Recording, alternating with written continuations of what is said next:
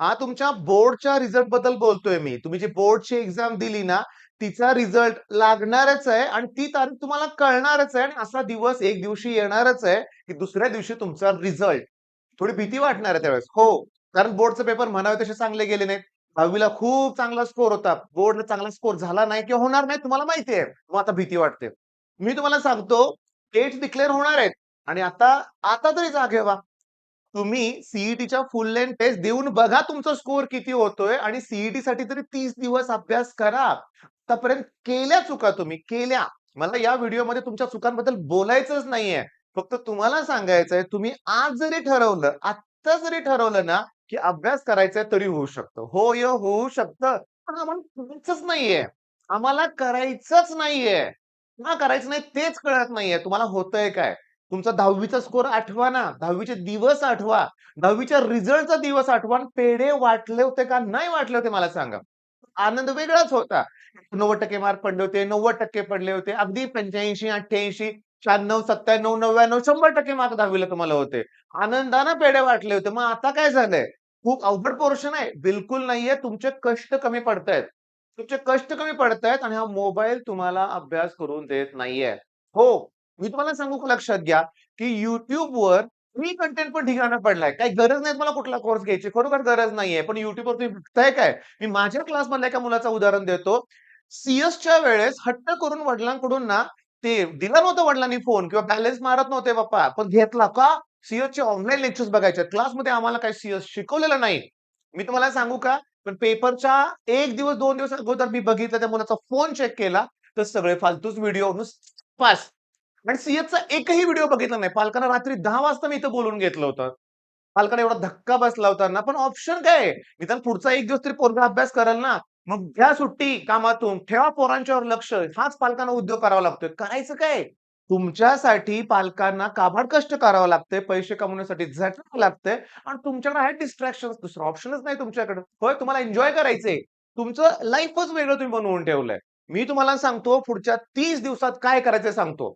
पहाटे उठायचंय. सकाळी उठल्या-उठल्या अभ्यासाला सुरुवात करायची आहे. हा तुमच्याकडे कोर्स वडिलांकडे तुमची नाही राहिलंच नाही तुमच्याकडे धैर्य, की पप्पांना सांगावं, की कुठलातरी कोर्स घ्यायला पैसे द्या. कारण ऑलरेडी लाखो रुपये घातलेत त्यांनी. मग पहाटे उठा 6:30 पासून स्वयं फिजिक्स स्टार्ट करा. 6:30 ला लाईव्ह लेक्चर आहेत. बेंगलोरहून सर तुमच्यासाठी ते अपलोड करतायत. ते किती कष्ट घेतात आणि तुम्ही काय करताय रे? लेक्चर ते 20, 30, 40, 50 लाईव्ह फक्त. का? आवरायचं असतंय. काय आवरायचं असतंय तुम्हाला? मी तुम्हाला सांगतो, हा फेव्हराइट डायलॉग आहे. माझ्या इथं हॉस्टेलला 4-5 मुली राहतात. लेट का झाला? आवरायचंय. लेट काय तर अरे काय आवरायचंय? संडेला तर 10-11 शिवाय क्लासला येत नव्हत्या. शेवटी मला ओरडावं लागतंय त्यांना, कठोर बनावं लागतंय. सकाळी उठल्या-उठल्या सरांचं लेक्चर का बघत नाही तुम्ही? प्रॉब्लेम काय आहे तुम्हाला? ऑफलाईन लेक्चर नसेल तुम्हाला, ऑफलाईन क्लासला जायचं नसेल, तर उठा की लवकर. सकाळी सरांचं लेक्चर आहे, 11 वाजता गणित सरांचं लेक्चर आहे. झाले की 2 महत्त्वाचे सब्जेक्ट आणि केमिस्ट्रीसाठी YouTubeवर खजिनाच आहे. मी तुम्हाला सांगतो आपली वायवा सीरीज त्याच्या बाहेरचं काय येणार नाहीये. केलंय का? नाही करत तुम्ही लक्षात घ्या. नाही करत. बाकीच्याच गोष्टीत तुमचं मन गुंतलंय. बाकीच्याच गोष्टीत गुंतलंय आणि बाळांनो झटके बसतील रिझल्ट नंतर लक्षात घ्या तुम्हाला. एकदा नाही, दोनदा नाही, 3-3 वेळा. सीईटीच्या पहिल्या अटेम्प्टचा रिझल्ट येणार, तेव्हा झटका बसणार. दुसऱ्याचा येणार, बोर्डचा येणार. त्याच्यानंतर तुम्हाला मी सांगू का लक्षात घ्या, जेईचा पण देणार तुम्ही अटेम्प्ट. तो झटका बसलेलाच आहे तुम्हाला ऑलरेडी. मग आता मी तुम्हाला सांगतो एक प्लॅन बनवा. बनवा या स्टेजला. मला माहिती आहे माझं चॅनलला व्ह्यूज होत नाहीयेत. एक 1000-2000 मुलं हा व्हिडिओ बघतील मला माहिती आहे. ओके. 1000-2000 बघतील. माझी इच्छा आहे 10 जरी सुधारले तर बास मला समाधान मिळेल. हां. काय प्रॉब्लेम काय? नाही माझं बेसिकली आता मी तुम्हाला सांगतो, माझ्याकडे 12th एक ॲडमिशन झालंय एका मुलाचं. ओके. आणि 12वीचा अभ्यास करायलाच तयार नाहीये. का? तर माझं 11th बेसिक कच्चं राहिलंय. मी तुम्हाला सांगतो फिजिक्स वाल्यासारख्या बेस्ट क्लासमध्ये तो होता. तर तो सोडून तो माझ्याकडे आलाय. क्लासला नावं ठेवली जातात. क्लासला नावं ठेवू नका बाळांनो. तुम्ही काय चुकले ते बघा. हां, सिरियसली 11वी जमत नाही हे कारण सांगू नका. सॉलिड स्टेटचा अभ्यास करायला 11वीची काही गरज नाहीये.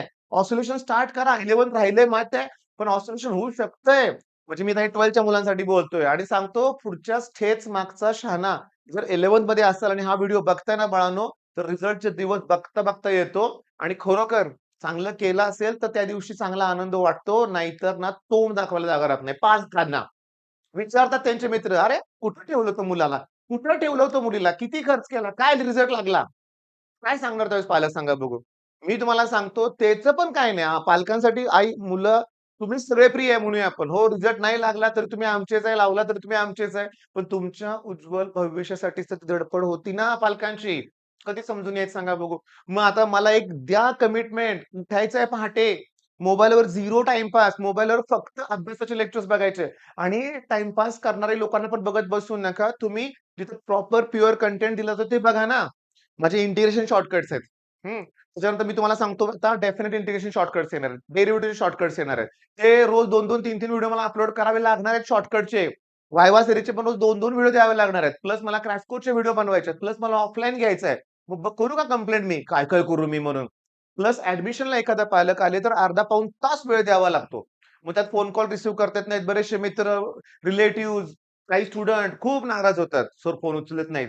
मी तुम्हाला सांगू का? पण सगळं ठीक आहे. पण मी करणार आहे माझं काम. पण तुम्ही तुमचं काम केलं पाहिजे लक्षात घ्या. तुम्ही रिझल्ट दाखवा.